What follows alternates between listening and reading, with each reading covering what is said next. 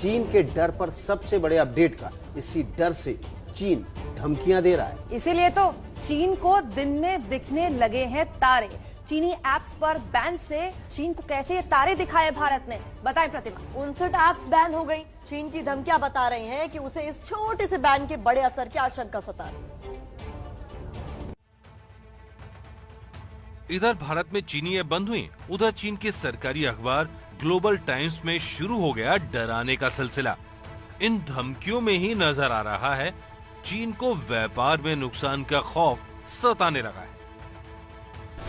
चीन को डर सता रहा है कि सिर्फ भारत से तनातनी से भारत चीन व्यापार में 1/3 गिरावट आ सकती है, जो बढ़कर 50% तक भी हो सकती है। चीन का ये डर इसलिए जायज है क्योंकि भारत चीन व्यापार में संतुलन चीन की तरफ झुका हुआ है। मतलब हम चीन से आयात ज्यादा करते हैं और निर्यात कम करते हैं। ऐसे में तनातनी का असर चीन की कमाई पर जरूर पड़ेगा। अब चीन का डर समझिए। ऐप बैन से भारत पर असर होना तय है।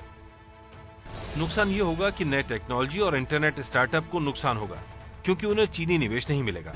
फायदा ये होगा कि भारतीय विकल्पों को बढ़ने का मौका मिलेगा, लेकिन इसमें चीन का नुकसान ही नुकसान है। ऐप बैन का बड़ा आर्थिक नुकसान चीन को नहीं होगा।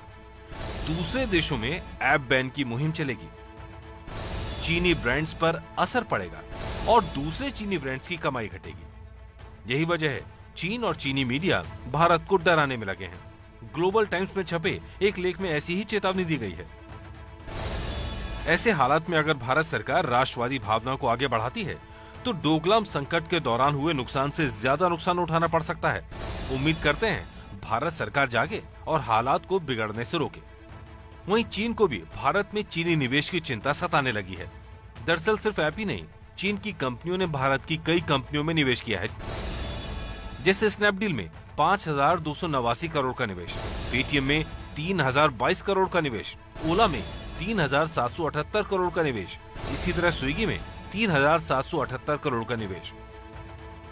अब सवाल यह है कि सरकार ऐसी कंपनियों में चीनी निवेश पर भी कोई फैसला लेती है। सवाल यह भी है क्या दुनिया में अब चीनी कंपनियों और निवेश के खिलाफ मुहिम जोर पकड़ेगी।